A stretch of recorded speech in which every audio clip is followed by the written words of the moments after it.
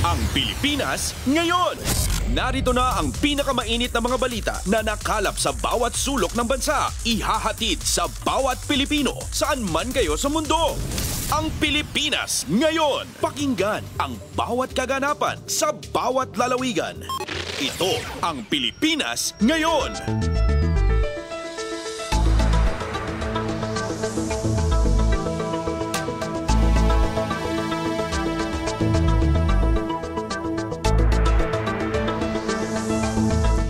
Magandang araw sa ating mga tagapakinig. Welcome po muli sa ating programang Ang Pilipinas Ngayon. Napapakinggan po niyo saan mang bahagi ng mundo sa pamamagitan ng ating himpilang radyo Pilipinas World Service ng Presidential Broadcast Service. Napapakinggan po tayo sa Radyo Pilipinas World Service audio streaming sa inyong mga PBS receiver app at sa Radyo Pilipinas World Service official Facebook page at YouTube channel. Ito po si Bea Gaza de Guzman. Samahan po ninyo ako sa kabuuan ng ating programa ngayong araw. Kapapalooban pa rin po ng mga panayam sa mga napapanahong issue at mga mahahalagang balita mula dito sa ating bansa kasama ng mga ulat mula sa iba't ibang rehiyon ng Pilipinas, mga segmentong business, sports at showbiz. Antabayanan po at sasainin na sa ilang sandali ang ating programang Ang Pilipinas Ngayon. Mga kaganapan sa Kamaynilaan at mga kalapit na lalawigan dito sa Ang Pilipinas Ngayon. Bago po natin puntahan ang ating balitaan, tayo po muna ay makikihingi ng update dito po kay spokesperson ng Bureau of Immigration, kay Mama Dana Sandoval. Hinggil pa rin po dito sa napaulat na bagong bulletin outlook dito sa ating mga sangkot sa issue ng flood control. So bago po natin puntahan iyan ay syempre kokonekta muna natin. Nasa linya na po natin ng komunikasyon si spokesperson Miss Dana Sandoval ng Bureau of Immigration. Magandang araw po, Ma'am Dana. Si Bea Gaza po ito ng Radyo Pilipinas World Service. Hello, magandang araw po, Ma'am Bea, at magandang araw po sa lahat ng tumatangkilik ng inyong programa. Maraming salamat po sa inyong oras, ma'am. Ito nga po, makikibalita po kami sa inyo. May update na po ba tayo sa pag-check po ng inyong agency dito po sa travel history ng mga government officials and employees na iniuugnay po sa flood control issue? Yes, so far po, dun sa 33 individuals na inisyuhan po ng Immigration Lookout Bulletin ng Department of Justice the other day, meron po tayong findings dito that there is at least one person outside the country. Sa ngayon po, hindi pa po natin ma-disclose siguro yung detalye nito as we have yet to submit the complete findings to the Department of Justice. Pero minomonitor po natin kasi merong declared arrival yung individual na iyon in the next few days. So we will be monitoring that as well. Okay. So, hihintayin natin yung update dyan. Sino-sino po yung mga nasa bansa pa rin? Kasi sabi dito sa ating bulletin ay babantayan po yung kumbaga movement or travel. So, nakamonitor naman po siguro kayo kung sino po yung mga nasa bansa. Pwede po ba nating i-reveal pa rin yon, ma'am? Yes, bali pangatlo na po ito actually na Immigration Lookout Bulletin in relation to the flood control projects. Meron pong batch of 29 at saka 35 kung hindi po ako nagkakamali na nauna dito. This one is the result of the endorsement of the ICI sa Department of Justice. Doon po sa mga naunang grupo, meron po tayong nakita, of course, si Congressman Zaldico is out of the country.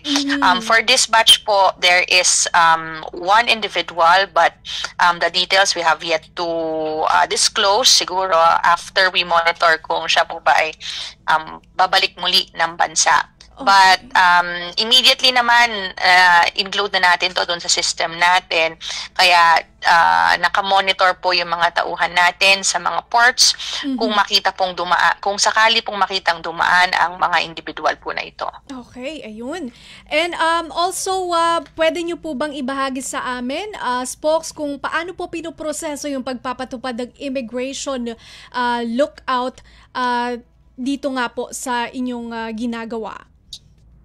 Yes, ang Immigration Lookout Bulletin po is a monitoring tool. So in itself po, hindi po siya maaaring gamitin para pigilan ang pag-alis ng individual na kasama po dito sa listahan na ito. Ito po ay ini-issue ng Department of Justice para bantayan po at i-monitor ang movements po of the individuals listed there.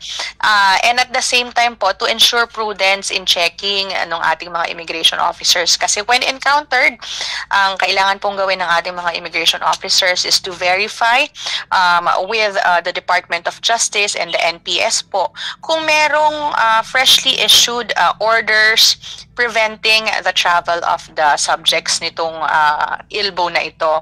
Kung wala po na bagong issue na orders, kung meron, it will be implemented. Kung wala naman po, they will be allowed to depart, pero kukunin po yung mga detalye ng kanilang travel at isusumite po ito sa Department of Justice para makatulong po sa investigasyon.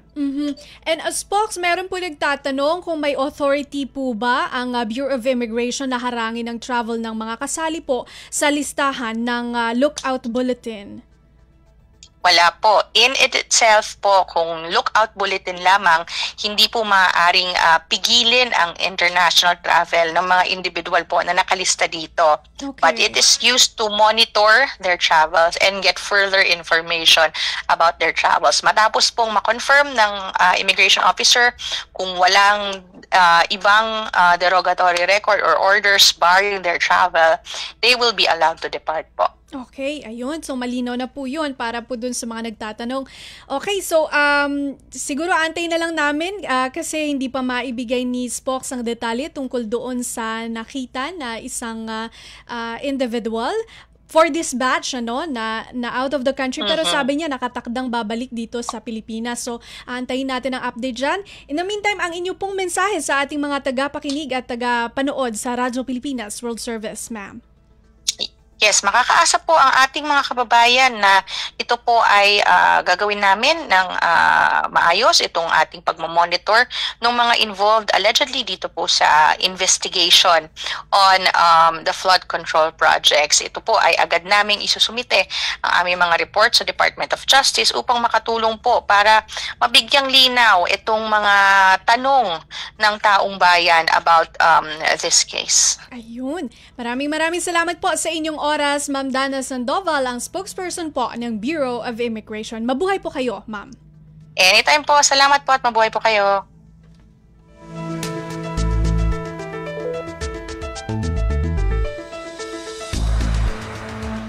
Yan, nakausap po natin ang spokesperson ng Bureau of Immigration, si Ma'am Dana Sandoval. Hinggil po dito sa update patungkol po sa Immigration Lookout Bulletin Order o ILBO na ibinigay ng DOJ dito po sa Bureau of Immigration. Kaugnay pa rin po ito ng pag-iimbestiga sa maanumalyang flood control project at sa mga taong sangkot po rito.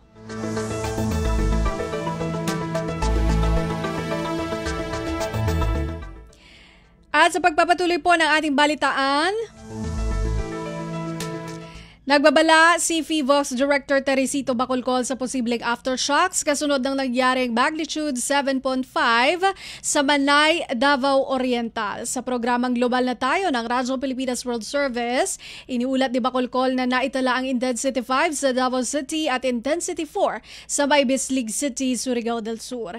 Pinayuhan din niya ang mga residente na naninirahan sa baybaying dagat na magsilikas sa ligtas na lugar bilang pag-iingat sa posibleng tsunami. Partikular dito ang Eastern Samar, Dinagat Islands, Davao Oriental, Southern Leyte, Surigao del Norte, Leyte at Surigao del Sur. Samantala, tiniyak ng Philippine Ports Authority o PPA na nagsasagawa na sila ng initial na damage assessment report sa mga ports management offices nito na apektado ng naturang lindol. Ani Santiago, sa oras na makapagbigay ng clearance ang Philippine Coast Guard o PCG, balik operasyon na ang mga daungan sa apektadong lugar. Kumpleto, detalyadong balitaan, di papahuli sa mahahalagang kaganapan. Kamustahin ang inang bayan, ang Pilipinas ngayon. Investment pledges sa bansa tuloy-tuloy na dumarating sa kabila ng issue ng korupsyon sa flood control na ibinulgar mismo ni Pangulong Ferdinand R. Marcos Jr. Ayon ito kay Special Assistant to the President for Investment and Economic Affairs Secretary Frederick Go. Magbabalita si Alvin Baltazar.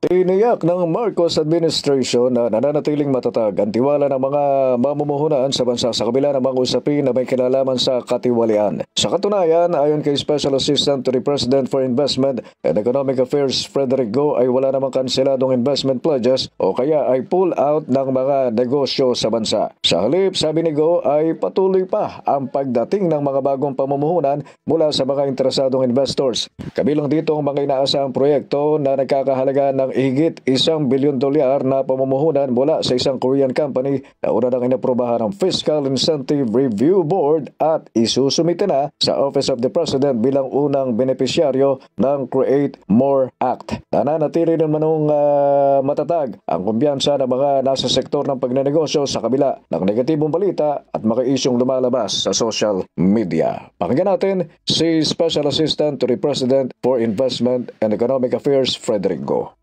The pledges continue to come in. As a matter of fact, we are now transmitting to the Office of the President the approval of the first beneficiary of the Create More Act, which is an investment from a Korean company of over $1 billion. Mula sa Palasyo ng Malacanang para sa Bagong Pilipinas, Alvin Baltazar, Radyo Pilipinas, Radyo Publiko. Pasada ng mga balita mula sa Pilipinas para sa mga Pilipino saan man sa mundo. Ang Pilipinas ngayon. Tatlo sa flood contractors ng flood control project sangkot din sa overpriced farm-to-market roads ayon sa Senate Finance Chair. Narito si Nympha Asuncion. Tatlo sa top 15 contractors sa flood control projects ang dawit din sa natuklasang overpriced na farm-to-market roads o FMR projects ayon kay Senador Sherwin Gatchalian. Sa kapiyan sa Senado, sinabi ni Gatchalian na base sa kanilang pag-aaral ng mga datos ng flood control projects at FMR projects ay may nakita silang trend.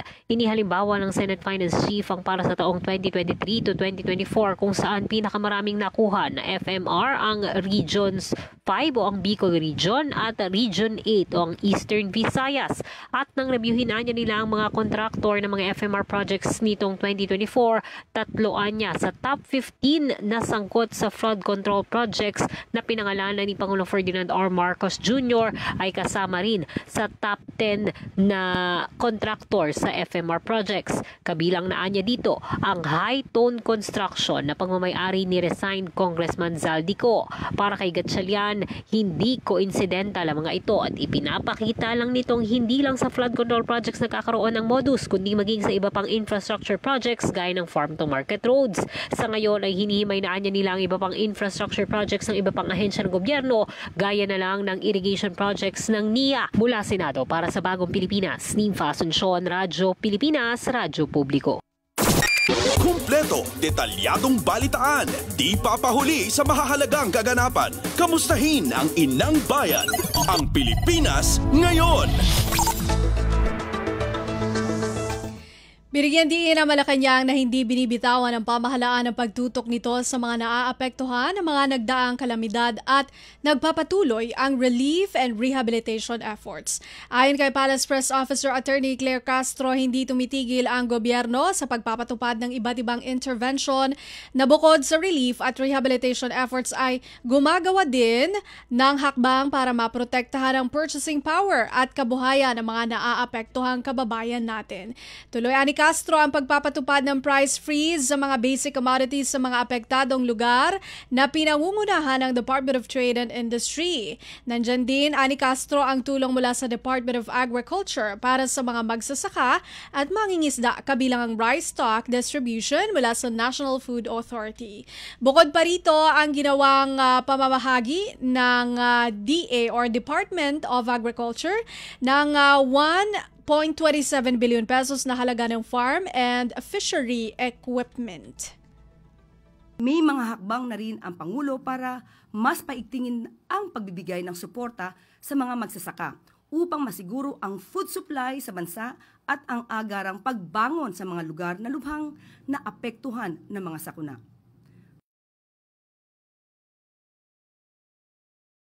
Palace Press Officer Attorney Claire Castro. Pasada ng mga balita mula sa Pilipinas para sa mga Pilipino saan man sa mundo. Ang Pilipinas Ngayon. Panukalang 2026 national budget, walang pork barrel. Si Kathleen Forbes sa balita.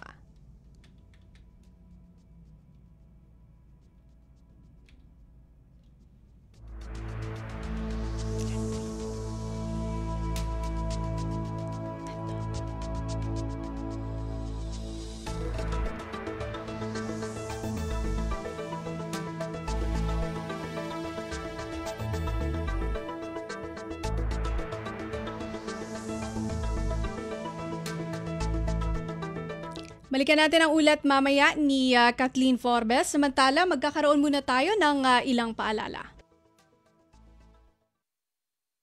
This is a public service announcement. Discipline is the key. Umiwas sa aksidente sa daan. Ang pagmamaneho ay may kaakibat na responsibilidad, hindi basta mapaandar lang ang sasakyan. Kilatisin ang sarili, ang kahandaan sa manibela, siguruhing inyong konsentrasyon ay hindi magagambala. Importante rin na ating laging isipin, init ng ulo ay huwag pairalin, bagkus kaligtasan ng lahat ang siyang dapat unahin. Isang mahalagang paalala mula sa Presidential Broadcast Service at Radyo Pilipinas, Radyo Publiko 738. This is a public service announcement. Public service announcement from PBS, Presidential Broadcast Service at Radyo Pilipinas, Radyo Publiko 738. Paliwanag mo sa tao na hindi totoo yan. Dahil ang totoo, yung totoo ang dapat ninyong malaman. Nagkalat sa internet ang fake news Ang ginagawa ng fake news, tinatapon niyo yung tao. What they are doing is creating panic. We say no. Yung pagkalat ng fake news. And some of it's dangerous. Sana iwasan po natin pag-spread ng fake news. At di magpapakalat ng disinformation at misinformation ang kasulukuyang administrasyon. Stop telling us fake news because you're wrong. Para sa totoo at mapagkakatiwalaang mga balita at impormasyon, Radyo Pilipinas.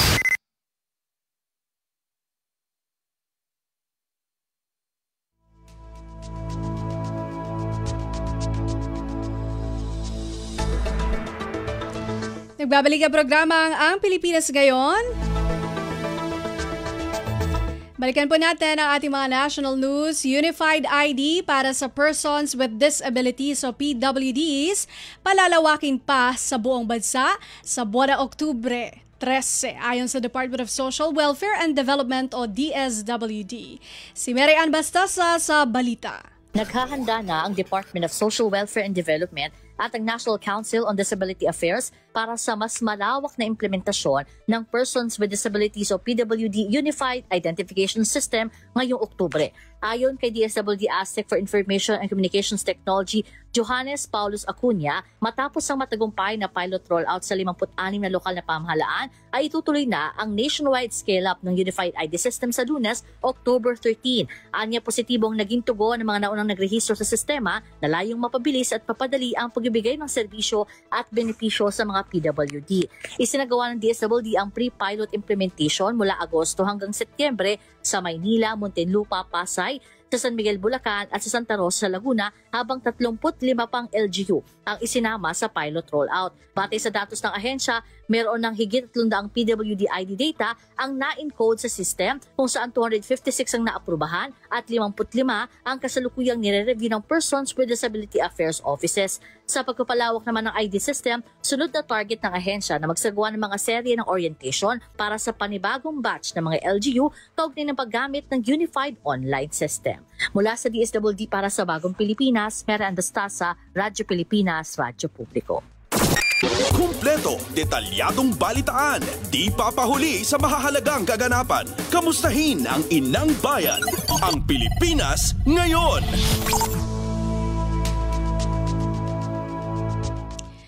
Bureau of Customs o BOC on track sa target nitong isang corruption-free na kalakalan. May report si Lawrence Tanhoco. Malaking reforma laban sa katiwalian. Yan ang agad na ipinairal ng bagong pamunuan ng Bureau of Customs sa unang 100 araw ni Commissioner Ariel Nepomuceno. Kabilang sa mga hakbang ang mahigpit na pagpatupad ng no-take policy laban sa anumang uri ng lagay at pinagbabawal ang pagkakaroon ng negosyo o interes ng mga empleyado sa customs brokerage. Lahat ng tauhan ay obligado rin magsumite ng disclosure affidavit para matiyak ang transparency at maiwasan ang conflict of interest.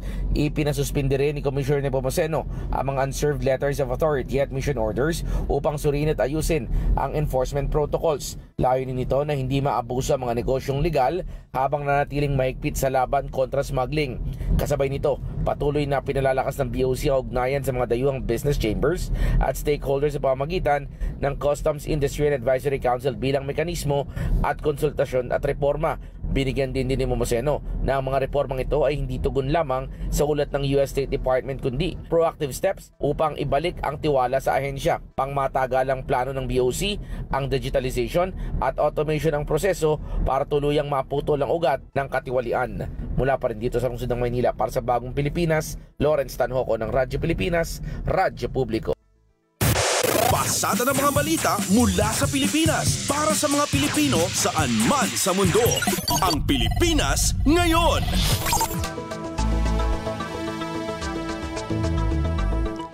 Pamahalaan pinalalakas ang interbensyon para sa mas maayos na kalagayan ng Philippine labor market. Si Melanie Valdos Reyes sa report. Inihayag ni Finance Secretary Ralph Recto na patuloy ang pagtutok ng pamahalaan sa pagpapatiigting ng mga polisiya para sa inklusibong paglago at paghusay ng labor market. Ayon kay Recto, mas pinalawak ngayon ng Marcos Jr. Administration ang mga programa sa pagpapadali at paghahanap ng trabaho at pakikipagtulungan sa mga institusyon upang tiyaking maging handa ang labor force. Maalalang nagsagawa ang Civil Service Commission ng serye ng mga job fair sa buong bansa kung saan inialok ang mahigit 8,000 na trabaho mula sa 254 na ahensya ng gobyerno, mga state universities and colleges at mga local government units.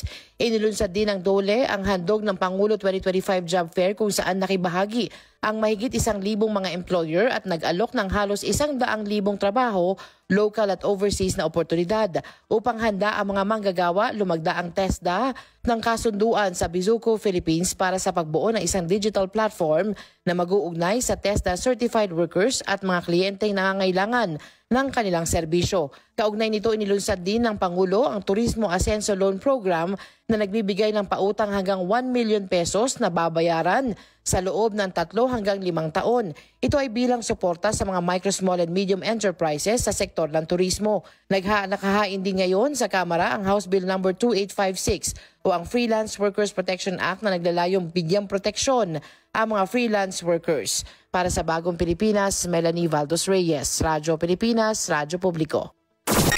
Kumpleto, detalyadong balitaan, di papahuli sa mahahalagang kaganapan. Kamustahin ang inang bayan, ang Pilipinas Ngayon. Yan po ang ating nakalap na mga national news. Antabayanan po ang ating pagbabalita sa mga kaganapan sa ating mga rehiyon. Para sa regional news, sa pagbabalik po iyan ang programang Ang Pilipinas Ngayon. Mas pinadali na ang government transactions sa tulong ng eGov.ph Super App. Pwedeng-pwede mo nang magawa ang lahat ng ito. I-download ang eGov app sa iyong smartphone o tablet mula sa App Store o Google Play Store. Pagkatapos, ilagay ang iyong mobile number at i-authenticate gamit ang one-time PIN o OTP para marehistro ang iyong account. Saka ilagay ang iyong mga pangunahing impormasyon at kumpletuhin ang facial recognition technology para sa verifikasyon ng iyong pagkakakilanlan. Para sa mas mabilis at mas maayos na serbisyong panggobyerno, gamitin na ang eGov.ph Super App. Balita mula sa lalawigan sa bawat rehiyon ng ating bayan. Dito sa Ang Pilipinas Ngayon.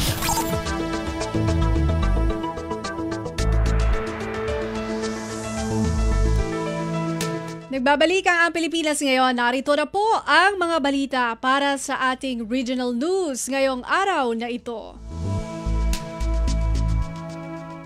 Mountain Province Provincial Government nagsagawa ng 2025 Livestock and Poultry Congress sa Bontoc Mountain Province. Si Arlene Fagian sa report. Nangisangkat iti provincial government iti Mountain Province iti 2025 Provincial Livestock and Poultry Congress dito'y bontok iti Miyerkules October 8. Itinasaw aktibidad kat nakitinulong ti Agricultural Training Institute, Department of Agriculture Cordillera, kanda dumapay nga kumpanya. Sigon ka ni Dr. Rodelio Bagawi, Provincial Veterinarian, itinasaw aktibidad kat nangisuro kadag iti Manalon wano agtatarakan iti dingwen, iti kabaywan na teknolohiya iti panagtarakan. Iti mensahe mo ni Agriculture Regional Director Attorney General Dawayan, iti livestock program ti gobyerno kat mangted kadag iti project grant para iti livestock economic enterprise development wano lead program mapanggap na daytoy nga level up iti production dagiti smallhold farmers.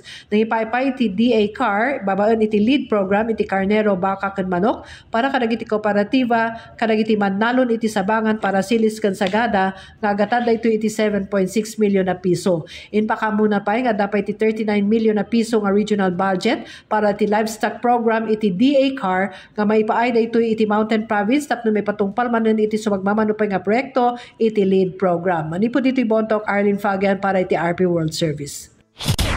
Balita mula sa lalawigan sa bawat rehiyon ng ating bayan. Dito sa Ang Pilipinas Ngayon. Lalawigan ng Kalinga, formal nang tinanggap ang Notice of Compliance mula sa Land Transportation, Franchising and Regulatory Board o LTFRB Cordillera Administrative Region para sa Local Public Transport Route Plan nito.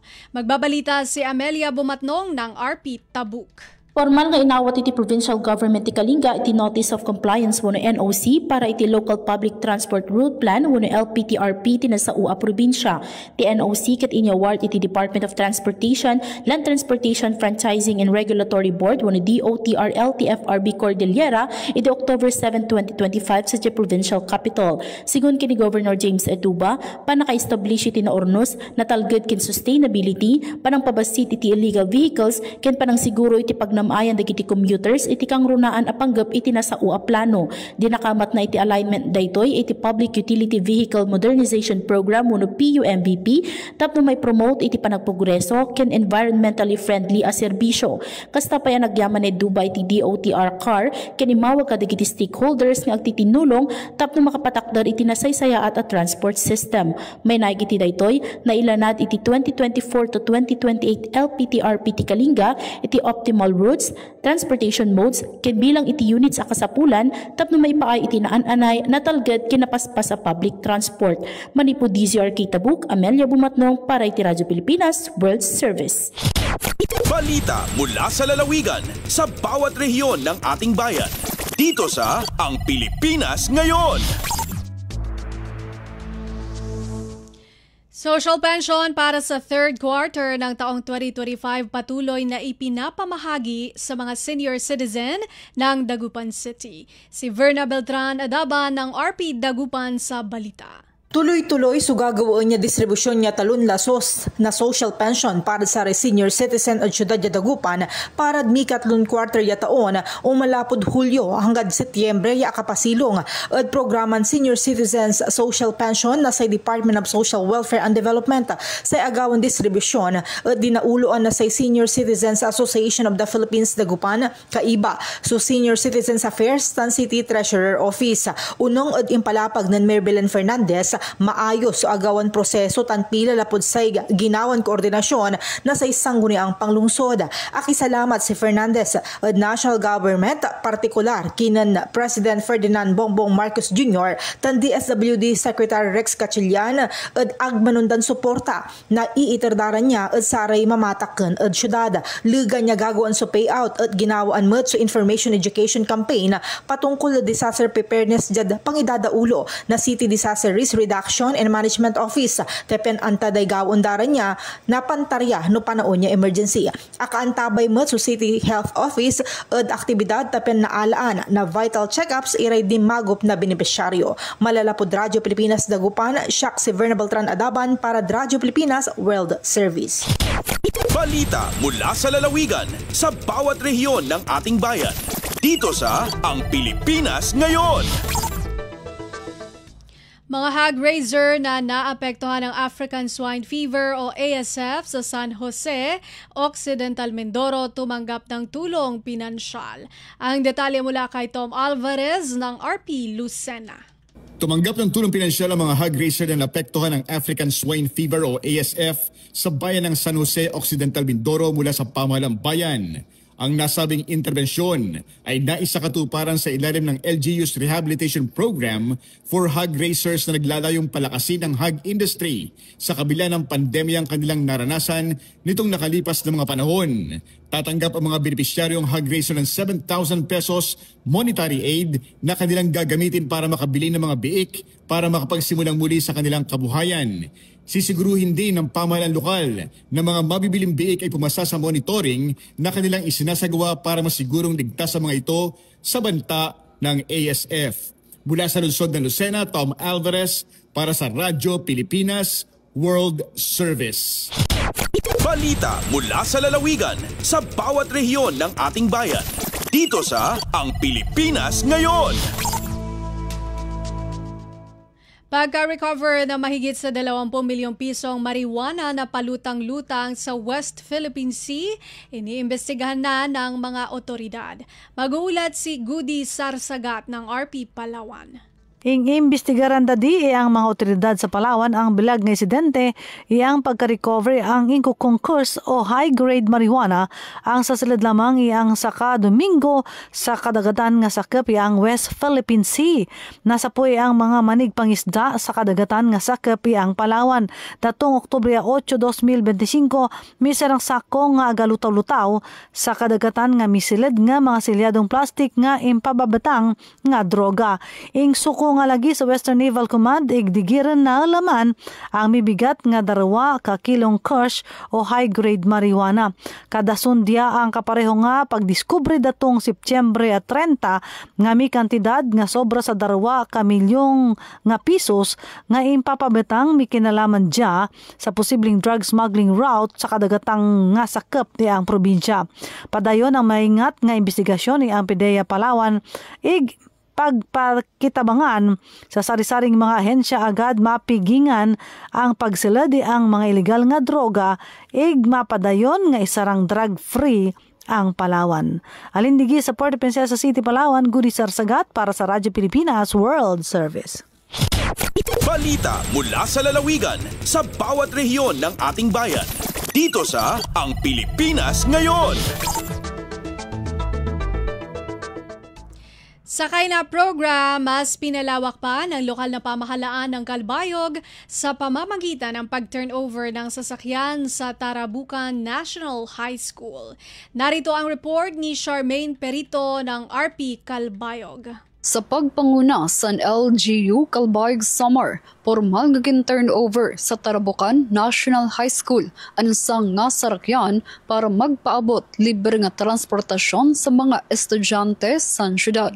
Ini nga aktibidad ang ilarom sa sakay na program sa LGU nga naghatag solusyon sa primera nga panginahanglan sa komunidad, linabina ang access sa edukasyon ug pagsigurado sa kamutangan sa mga kabataan. Sa pagsuporta sa nasabing nga programa, ang LGU Calbayog ang manginginano sa pasweldo sa mga driver, paggasolina, pag-maintenance sa sarakyan ug monitoring. Sining inisyatibo hingyap sa programa nga makabulig sa pagsulbar sa mga hagit nga ginatubang sa kada adlaw para la makaeskwela, partikular sa pinansyal nga problema sa mga kag-anak ug kakorian sa pagsakay sa mga estudyante, linabina adton na ukoy sa interior barangays. Tikang sa Radyo Pilipinas Calbayog, Charmaine Perito, Radyo Pilipinas World Service. Balita mula sa lalawigan sa bawat rehiyon ng ating bayan. Dito sa Ang Pilipinas Ngayon. 6th Caraga Regional Cooperative Congress gaganapin sa Tandag City. Magulat si Nerissa Espinosa ng RP Tandag. Gigatak na nga ipahigayon dinhi sa Tandag City ang ikaunom nga Caraga Regional Cooperative Congress sa Oktubre 15 hangtod sa 17, 2025. Sa pagpakikinabi sa Radyo Pilipinas Tandag kang Lorna Novo, ang City Cooperative Development Officer sa Tandag, gibutyag niya nga gilauman nila ang dili moubos sa 650 ka mga partisipante sa tibok rehiyon hinungdan nga ubay-ubay ang pagpangandam sa syudad alang sa tulo ka adlaw nga okasyon nga ipahigayon sa EDM Convention Center.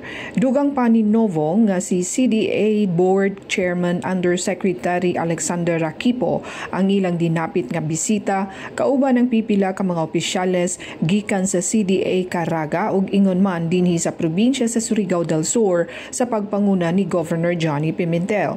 Ang pagpahigayon sa niini nga panagtigom sa nagkadaiyang mga kooperatiba sa rehiyon mao'y kabahin sa pagsaulog sa Cooperative Month nining bulan sa Oktubre ug pagpakita sa dako nga nahitampo sa paglambo sa ekonomiya sa nasod. Ang tema karon nga tuig mao ang Cooperatives United in Purpose and Action, Sharing Prosperity to Build a Better World. Gikan sa RP Tandag, kini si Nerissa Espinosa alang sa Radyo Pilipinas World Service. Balita mula sa lalawigan sa bawat rehiyon ng ating bayan. Dito sa Ang Pilipinas Ngayon. Sulu Karate Association nagtapos sa ikatlong parangal sa Invitational National Open Karate Championship. Balitang hatid ni Eloisa Mohamad ng RP Holo. Mumpating paglamud sa Sulu Karate Association Type Gazi Karate ha Invitational National Open Karate Championship ha Zamboanga City. Kaya bahagi Team Harhadil, 5th Dan Instructor, aon katuan tag-unuming katiwukan medal na tay Manila ha nasabot pag-ato. Upat tunay ni in gold, hangpu in silver, iban kauhan tag-2 in bronze. Salta, 3rd place sila ha overall. Malingkating kaya pakita performance si mga kabataan na kanabay tapay hadil. Amin nagapakita sin isug, iban kusug, iban ingat ha karate. Inaon kapatan tag-2 delegates nila deng hatumpukan amin na 5 mood ha tournament. Nasabot pa ihadil di tumubtub dunay ni inapagaanad iban pagsakap nila hawat kumusog pa NSKA sa babhasumunod tahon mataw mga tournament inalamuran nila. Hambog na dunay ni international competition ha Davao hapit siya kawahan tagulo pagkawahan tag-siyam sin August. Deng ha RP Hulo, Eloisa Muhammad para Radyo Pilipinas World Service. Balita mula sa lalawigan sa bawat rehiyon ng ating bayan. Dito sa Ang Pilipinas Ngayon. Narinig po ninyo ang mga balita mula po sa iba't ibang lalawigan dito sa Pilipinas sa pamamagitan po ng ating regional news. Susunod po ang ating balitang negosyo at kalakalan at balitang pampalakasan mula kay Leo Magpayo. Sa pagbabalik po iyan ng programang Ang Pilipinas Ngayon makalipas ang ilang mga paalala. Paano nga ba mag-register para magkaroon ng schedule sa Bagong Pilipinas Presidential Action Center? Narito ang mga dapat gawin. Gamit ang iyong mobile device, pumunta sa eGovPH app. Pwede itong i-download mula sa Apple App Store o sa Google Play Store. Gumawa ng account. Ilagay ang email address, valid mobile number, pagkatapos ay makakatanggap ka ng one-time code sa iyong email. Gamitin ang code sa eGov app para sa verification ng iyong account at ng mga impormasyong ibinigay. Congratulations! Meron ka ng eGovPH app account. Pwede mo na ma-access ang iba't ibang serbisyo ng gobyerno kabilang ang mga serbisyo sa Bagong Pilipinas Presidential Action Center. Lagay ng ekonomiya, kalakalan, negosyo at iba pa. Atin ang alamin dito sa Ang Pilipinas Ngayon.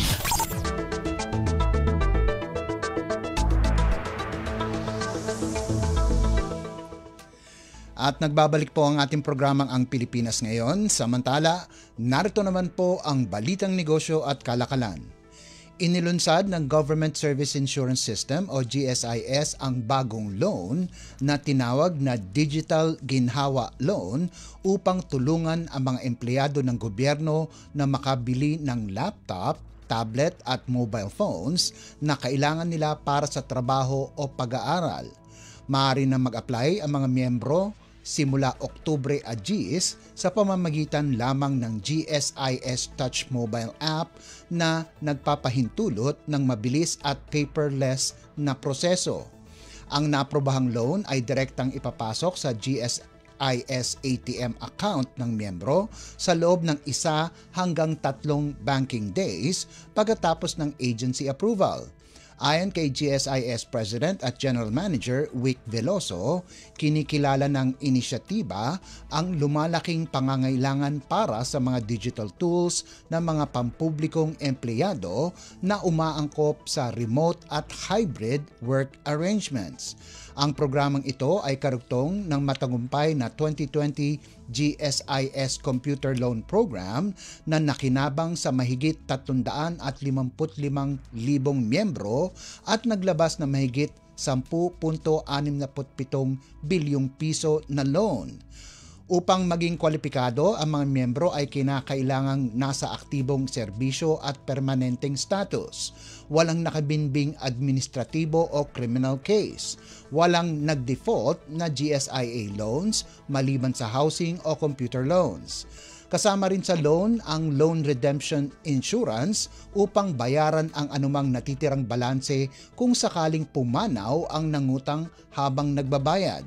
Ang bagong loan ay bahagi rin ng pagpupursige ng GSIS na hikayatin ang mga miyembro na gamitin ang GSIS Touch app para sa iba pang serbisyo. Lagay ng ekonomiya, kalakalan, negosyo at iba pa. Atin ang alamin dito sa Ang Pilipinas Ngayon.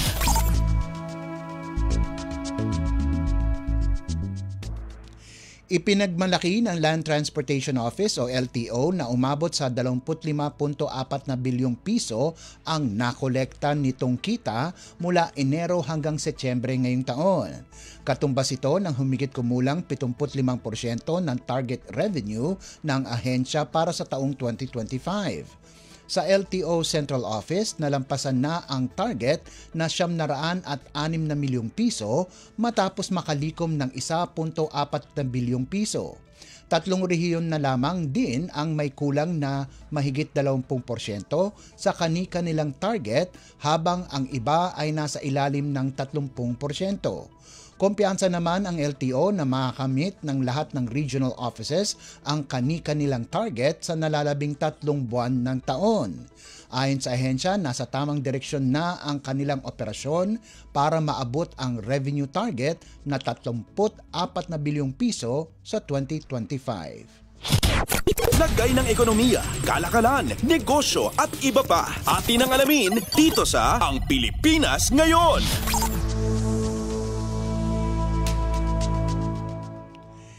Inanunsyo ng Department of Agriculture o DA na tinanggal na ng Pilipinas ang temporary ban sa pag-aangkat ng buhay na ibon at iba pang produktong poultry mula sa 6 na bansa.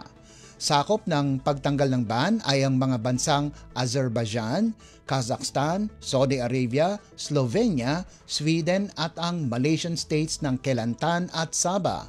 Sa pamamagitan ng Memorandum Orders 58 hanggang 60, tinanggal ni Agriculture Secretary Francisco Chu Laurel Jr. ang pagbabawal kasunod ng pagresolba ng mga outbreak ng highly pathogenic avian influenza o HPAI o bird flu sa mga lugar na ito.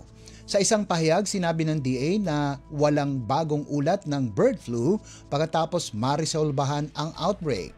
Para sa Azerbaijan, Kazakhstan, Saudi Arabia, Slovenia at Sweden, ang kautusan ay nagpapahintulot ang patuloy na pag-angkat ng mga domestic at wild birds, partikular para sa pet o zoo purposes.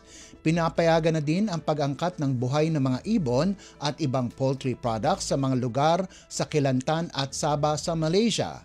Sakop dito ang domestic at wild birds at ang produkto nito katulad ng day-old chicks, itlog at semilya. Lagay ng ekonomiya, kalakalan, negosyo at iba pa. Atin ang alamin dito sa Ang Pilipinas Ngayon. At para naman sa halaga ng palitan, ayon sa Bangko Sentral ng Pilipinas ngayong Biyernes, ika-10 araw sa buwan ng Oktubre, ang halaga ng piso kontra sa dolyar ay nasa 57 piso at 75 sentimo. Ang Japanese yen naman po ay nakakahalaga ng 38 sentimo. Ang Singaporean dollar ay nasa 44 na piso at 62 sentimo. 4 na sentimo naman ang won ng South Korea at nagkakahalaga ng 8 piso at 13 sentimo ang isang yuan ng China. Sa iba pang palitan, ang Hong Kong dollar ay nagkakahalaga ng 7 piso at 45 sentimo. Ang British pound naman ay katumbas ng 77 piso at 18 sentimo. Nasa 67 piso at 4 sentimo ang euro, 41 piso at 36 sentimo ang Canadian dollar, habang ang Saudi Arabian rial ay nagkakahalaga ng 15 piso at 45 sentimo. Lagay ng ekonomiya, kalakalan, negosyo at iba pa. Atin ang alamin dito sa Ang Pilipinas Ngayon.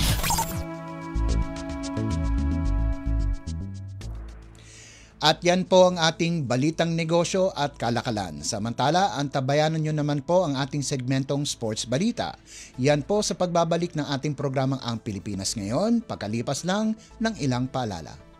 This is a public service announcement. Maging handa sa oras ng sakuna. Para sa iyo at sa iyong pamilya, laging siguruhin. Go Bag ay nakahanda at naglalaman ng mga sumusunod. Ilang pirasong damit, ready-to-eat na pagkain at inuming aabot ng 3 araw. Personal na gamit para sa inyong hygiene. First aid kit kabilang ang alcohol, bandages, gamot sa lagnat, ubo at sipon, pati na rin ang inyong vitamins at maintenance medicines. Maglagay ng pito, flashlight, lighter o posporo. Huwag kalimutan ang mga charger o power bank. At higit sa lahat, isama ang mga importanteng gamit gaya ng inyong mga legal na dokumento, IDs, ATM o passbook, insurance at iba pa. This is a public service announcement. Public service announcement from PBS, Presidential Broadcast Service, and Radyo Pilipinas. Updates at pinakahuling mga usapin sa mundo ng palakasan. Atin ang pakinggan dito sa Ang Pilipinas Ngayon.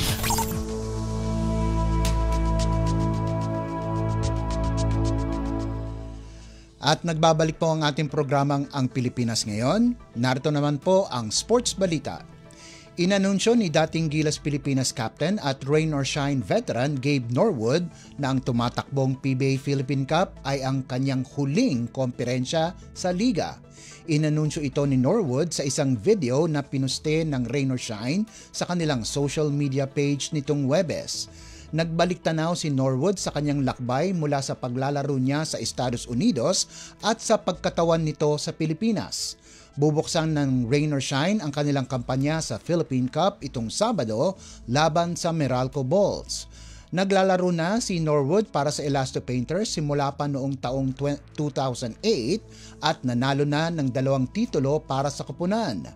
Nag-iisip din ito simula pa nitong nakalipas na taon na maging isang coach. Updates at pinakahuling mga usapin sa mundo ng palakasan. Atin ang pakinggan dito sa Ang Pilipinas Ngayon.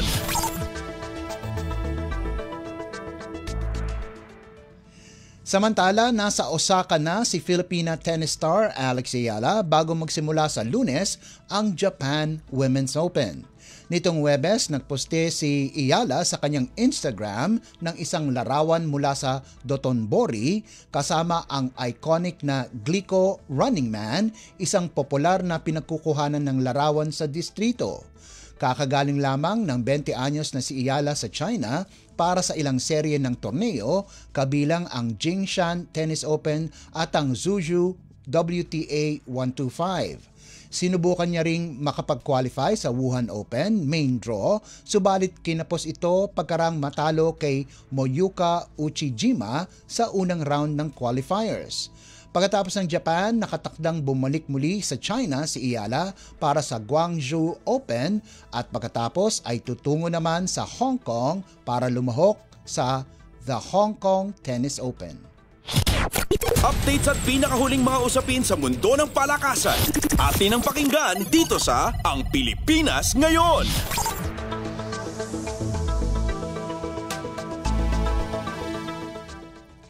At lumipat naman tayo sa volleyball. Lumiyab si Farm Fresh Reinforcement Helene Rosox para sa kabuang 38 puntos para pangunahan ang Foxies lagpas sa NX-led 22-25, 25-23, 25-19 at 25-21 sa Premier Volleyball League o PVL Reinforced Conference na ginanap sa City of Dasmariñas Arena nitong Huwebes.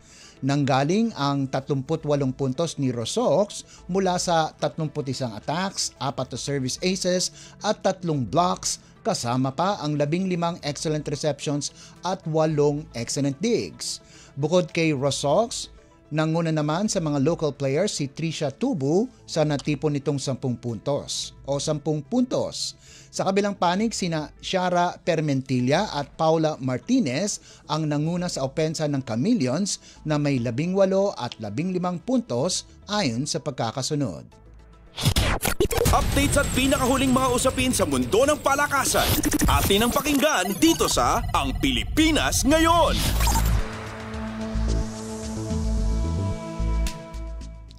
At bilang pangwakas sa ating segmentong sports balita, kahit hindi nakapaglaro si ace spiker Shainan Nitura, halos hindi man natinag ang Adamson University kung saan dinaanan lamang ng Lady Falcons ang Arellano University sa 2025 Shakey's Super League o SSL Preseason Unity Cup na ginanap sa Rizal Memorial Coliseum nitong Huwebes.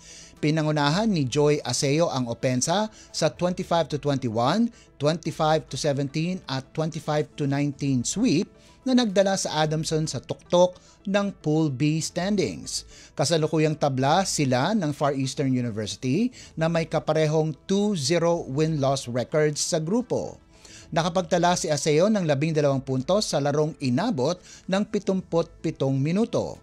Nagtapos naman si Red Bascon na may 8 markers habang sina Abigail Segi at Frances Mordi ay nagdagdag ng 6 na puntos bawat isa para sa Adamson. Nanguna naman para sa Arellano sina Jasmine Palalon at JD De La Cruz na nakapagrehistro ng 7 at 6 na puntos ayon sa pagkakasunod na tinapos ang kanilang kampanya na may 1-2 win-loss record. Updates at pinakahuling mga usapin sa mundo ng palakasan. Atin ang pakinggan dito sa Ang Pilipinas Ngayon.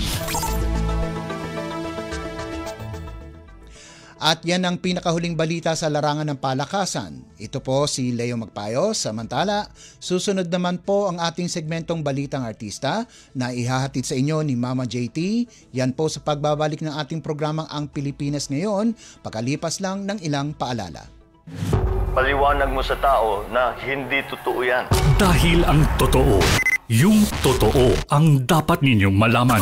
Nagkalat sa internet ang fake news o mali at fake news. Tinatakot niyo yung tao. What they are doing is creating panic. We say no. Yung pagkalat ng fake news. And some of it's dangerous. Sana iwasan po natin pag-spread ng fake news. At di magpapakalat ng disinformation at misinformation ang kasulukuyang administrasyon. Stop telling us fake news because you're wrong. Para sa totoo at mapagkakatiwalaang mga balita at impormasyon, Radyo Pilipinas. Ang latest, ang hottest sa showbiz and entertainment. Heto na sa Ang Pilipinas Ngayon. Nagbabalik po ang ating programang Ang Pilipinas Ngayon at halu magandang araw sa ating mga chismoso. At chismosang nag-aabang ng mga trending na balita sa mundo ng showbiz.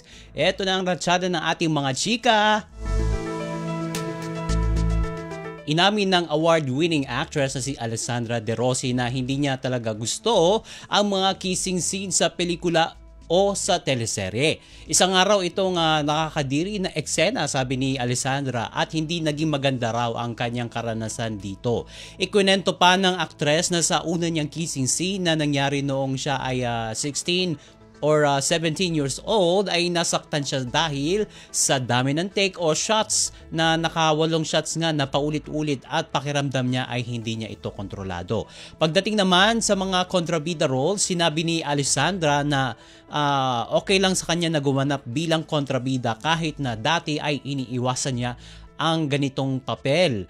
Gayunpaman, may hiling siya. Gusto niyang bigyan siya ng backstory kung bakit naging masama ang kanyang karakter para maintindihan ito ng mga manonood. Paliwanag niya, ayaw niya makatanggap ng negatibong enerhiya mula sa mga manonood na galit sa mga masasamang karakter sa pelikula dahil sa totoong buhay ay hindi naman siya ganoong klase ng tao. Gusto niya lang makita na may dahilan ng pagiging kontrabida ng isang karakter. Ang latest, ang hottest sa showbiz and entertainment. Heto na sa Ang Pilipinas Ngayon.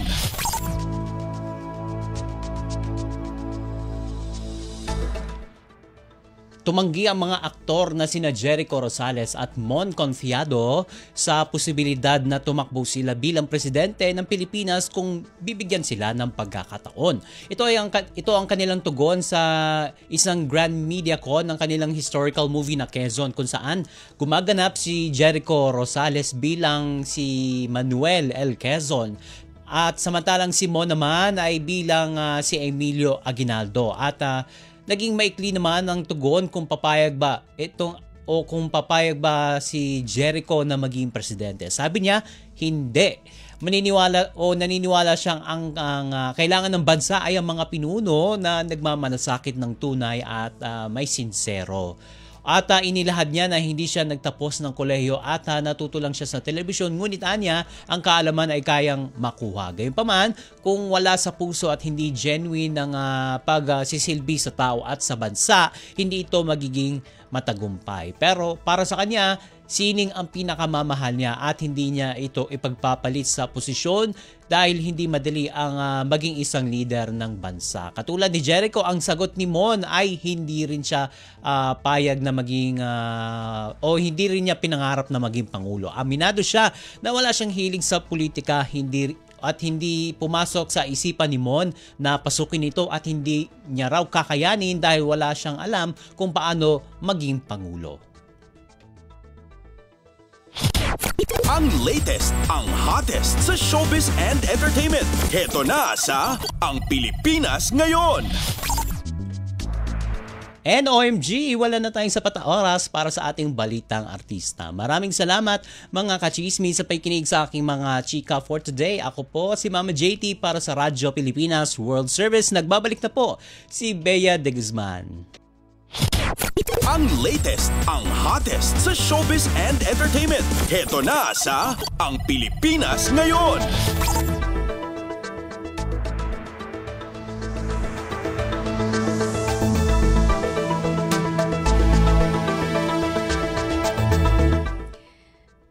At yan po ang kabuuan ng ating programang Ang Pilipinas Ngayon. Maraming salamat sa ating mga nakasama sa technical side. Kina Milo Jonella, Susan Aison, Anthony Pimentel, Hiro Lucero at Justin Osias sa ating Wirecast. Magpapasalamat din tayo sa ating mga OJT sa Engineering Division, si Adrian Mark Gregorio at John Wilfred Corimo, galing po sa Technological Institute of the Philippines. Maraming salamat din sa ating executive producer, Steph Vicente at Jerome Toledo sa mga nagulat mula sa iba't ibang lalawigan ng ating bansa para sa ating regional news, kay Leo Magpayo para sa balitang business at sports, kay Mama JT para sa showbiz at maraming salamat din sa ating station manager, Mr. Ray Sampang. Hanggang sa susunod na edisyon ng ating programang Ang Pilipinas Ngayon, ito po si Bea Gaza de Guzman. Magandang araw. At yan ang Pilipinas Ngayon. Muling samahan sa parehong oras at alamin ang pinakahuling mga kaganapan at balita saan man kayo naroon. Ang Pilipinas Ngayon.